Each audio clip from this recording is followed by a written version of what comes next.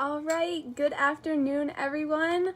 My name is Callie, and if you haven't already seen today I am going to be showing you and doing with you a watercolor painting craft. So, as I said, we're using watercolor. There's only a few things you actually need for this craft, which is super fun. You need a piece of paper. Today I am going to be using cardstock just so it's thicker and more durable. Otherwise, you can use any paper you have available. Then you need paintbrushes, and you need watercolor paint and water to go with your watercolor paints. If you don't have watercolor paints available at home, there's actually a super easy recipe that you probably have at home. All you need is to take 1/4 cup of cold water, and if you want your color to be light, you can drop in 4 drops of food coloring, and if you want your color to be dark, you drop in 6 drops of food coloring. And specifically, if you are going to be making it, today I am going to be using blues, red, orange, and yellow. But we can jump right in. So first, what I'm going to show you, as I don't know your experience with watercolor, is I'm going to show you the different things you can do with it. So there's actually a bunch of different strokes you can do. Obviously, you can do thick, you can do thin, depending on the paintbrush you have, but as well as you can execute different looks of actually paint onto paper when you're doing different things. So I will tilt you down here, and I'll try to show you. So right now, I do have this piece of paper set up. I spilled some water there, but I don't know if you can read, as it's probably backwards, but I'm going to be showing you what it looks like when you use wet paint and a wet brush, what happens when you put watercolor or water on the paper first and then drop your colors onto the water, as well as I'm going to show you what it looks like to take wet paint and a dry brush right on the paper, which, as you can see, makes it a little darker. And then lastly, what happens when you add water onto the paper first and then take a dry brush with paint right on top of that. So we can get started. I'll tilt you down, that way you can see what I'm doing. So you can see here, I can start at the bottom and I'll re-show you what I'm doing. I'm gonna get my paints out first.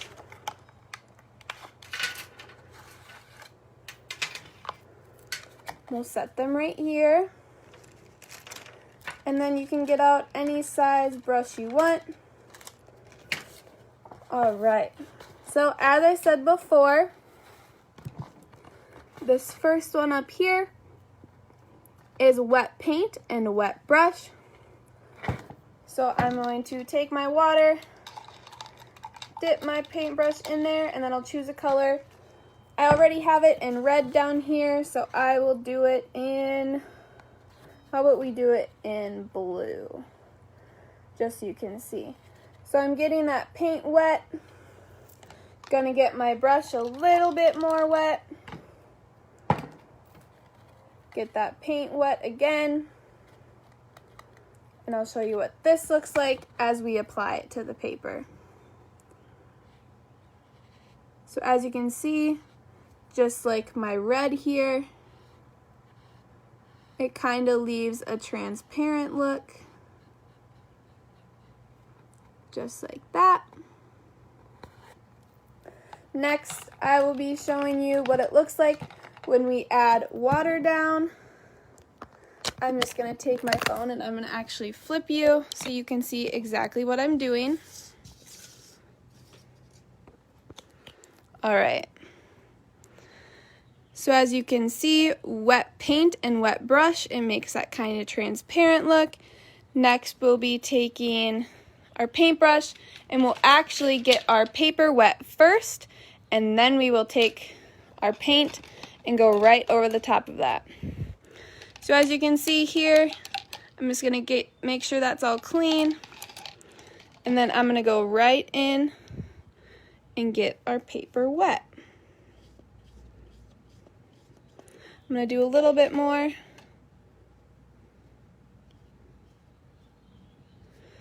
And then what you want to do is you just want to go over, kind of get a little bit drop of paint, And watch what happens when you just drop it right in, just like that.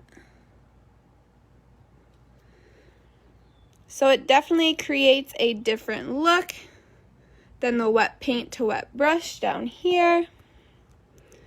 All of this isn't exactly full. We can go around and try to just move it a little bit. But when it dries, it definitely creates a different look than the one before. Next, we will be doing wet paint in a dry brush. So as you can see, my blue paint over there is already wet. I am just going to take a new brush that is fully dry, not getting it wet at all.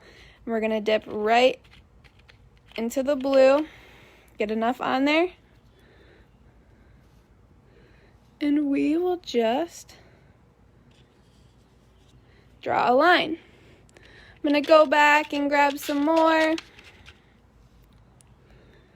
and then we'll go right back over our line. So as you can see, this one is way darker than the last.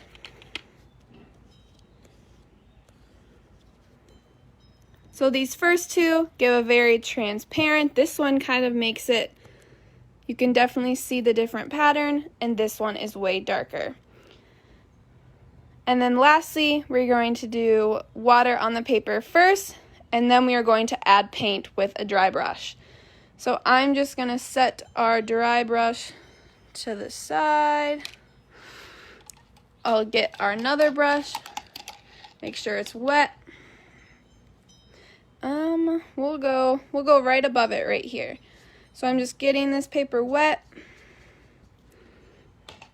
Then we're taking that dry brush again, and we're going to go back in, grab some paint, just draw it in there. So as you can see, this creates a much drier, textured look. And I'm showing you all of these today so you guys can have a few options while you're painting along with me. So depending on what you like, these are all your different options. Once I'm done, I will also leave this picture in the comments below for you to look at. And then the last thing is your brush thickness. So depending on what your brush looks like, if you want it thicker, you want to use the full side of it. So for example, you just want to push down on the side. And if you want it thicker, you just want to use the top. Just like that. So that's one way to execute different line thicknesses with one brush. But now you guys have seen that, so I will put you down here and we will actually start going right in with our painting. So as I said before, when we were getting started, we are going to be doing a sunset and ocean kind of view. So our sun's going to sit kind of at the top. We're going to do some purples, some pinks, reds, and oranges right in the middle, and then we'll finish with our ocean on the bottom. So to get started, I am going to actually start at the top, and I'm just going to work around our sun actually. So I'll bring you a little bit closer. I'm going to be using this cover to cover up my ground, so if I happen to go off the paper, I won't mix onto the table. But I will put this up and we will just work together. So as I said before, I'm going to be starting in the middle with our yellow sun and working my way out. And the technique that I'm going to actually be using for this, that I showed you before, is I'm going to be doing wet paint and a wet brush, just because it gives that transparent look, but it's not too dark, and it dries a lot quicker than these two that you apply the water onto the paper first. So to get started, again, I'm just going to take my brush and we'll get it wet, and then we'll work with the yellow paint. I'm going to stand you up a little bit and kind of just work from my side here, and we can show you what I'm doing. So here is my cup, and then I'm going to place my watercolors down here. I can tilt you down every time I mark in, but we can get started. So I'm going to take any brush. The brush I'm taking right now is a little thicker, but as I showed you before, you can execute different lines. So I'm just going to get some yellow paint going. I'll set this down. Get all that paint wet. I'm going to dip back in the water. Just make sure it's all wet. And then we'll get started. So as I said, we're going to start with the sun. So I'm just going to eyeball a circle. If you would rather trace it out first, that's definitely an option. You could take a pencil and trace a circle object you have. Otherwise, you can just go about it like this.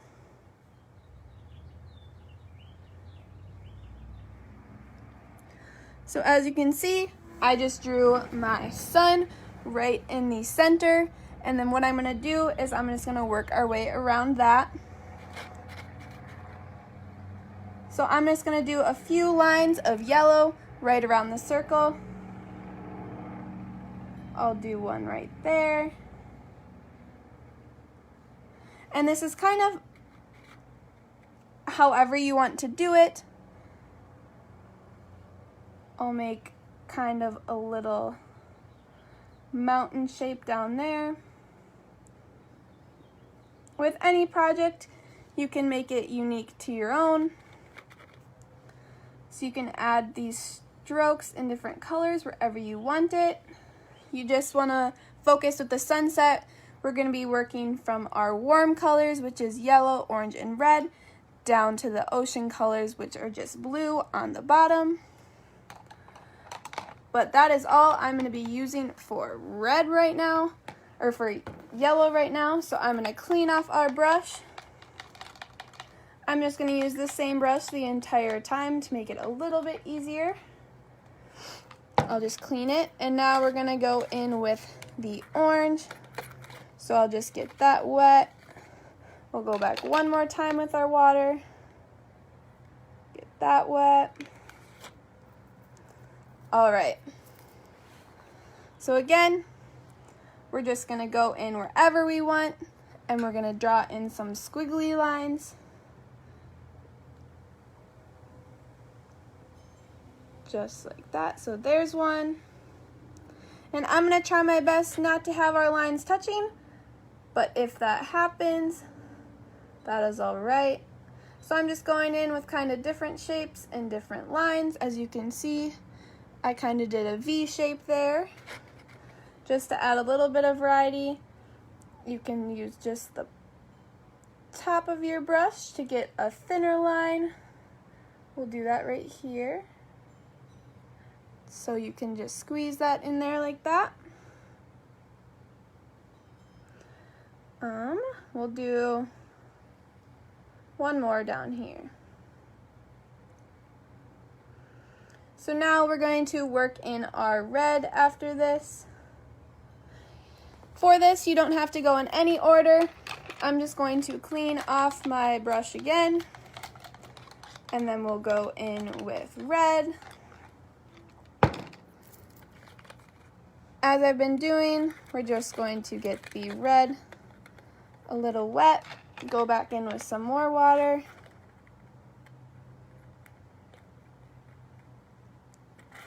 All right. Go back in, and you're going to want to fill in between these lines that I've made. So I'm just going to put some red there. We'll fill in this little space.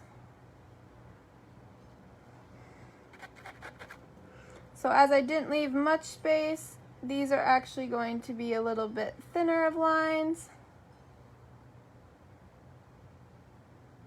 But you just want to kind of fill in all these areas. I'm going to go in down here as well.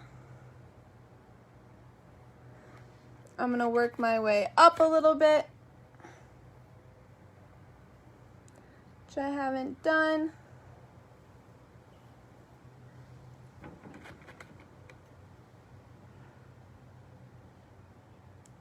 As you can see right there, as I showed you in the beginning, we're just using that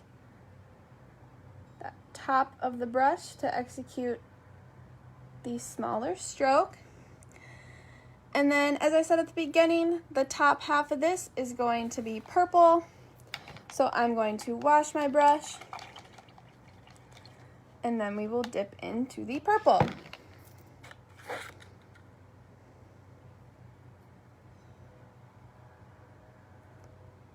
All right, so now that I have purple, I'm gonna cover this entire top with lines of purple.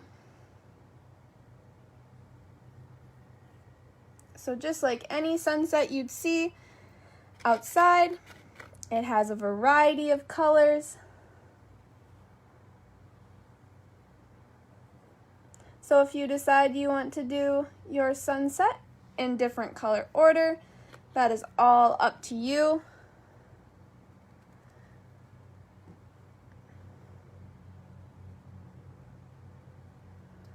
Just gonna finish up this top part here.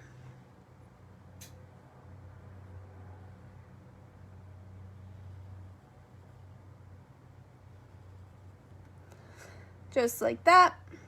And now we are going to be working down, which is our ocean. So I'm going to actually start the transition to our ocean with a little bit of purple down here. So again, I'm using those different shapes and different lines. I did kind of a V shape right there. Then I can go in with just a kind of curvy line. We'll do a thinner line up here. Just like that. And now we will work in our blues for the ocean. Again, we're going to want to clean our brush off. And then we are going to dip into our blue and do the same exact thing.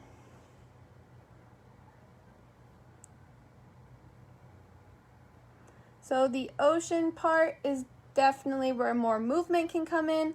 I've done it a bunch at the top here, but you can always add in more wave-like lines, just like that. I'm gonna dip into some more paint.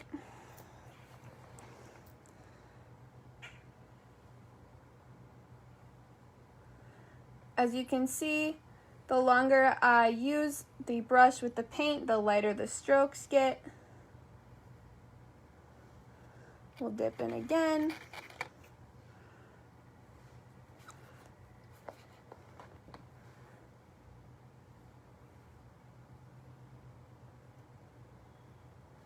Just like that.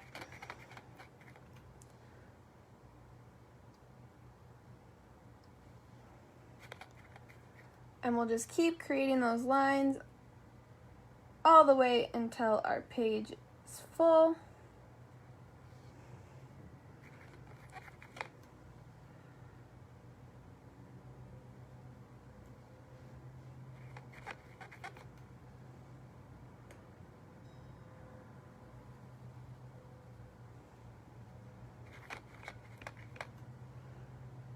We'll add a line up here. And then we'll just finish out this one little corner.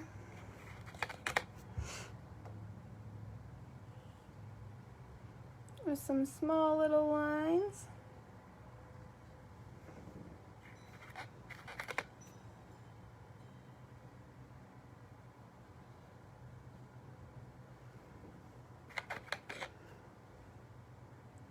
Put a line here.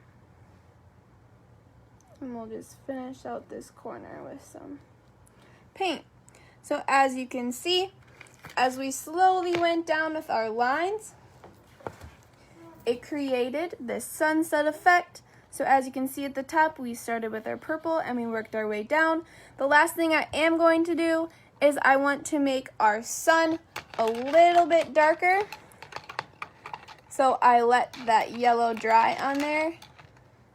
And then what I'm going to be doing, I'll show you. I'm just going to be taking some orange and some yellow and kind of mixing that in together. And then we're going to take that color and apply it directly to this top of the sun. I didn't really want the sun orange, but I wanted it to be a little bit darker than the super light yellow we have there. You could also do this with any other color you're working with throughout your painting. You could have mixed the blues and the purples down here. You could mix the red and the oranges. That way it just gives it some different shades. But as you can see, that was a quick and easy painting. It doesn't take much and you can make it your own.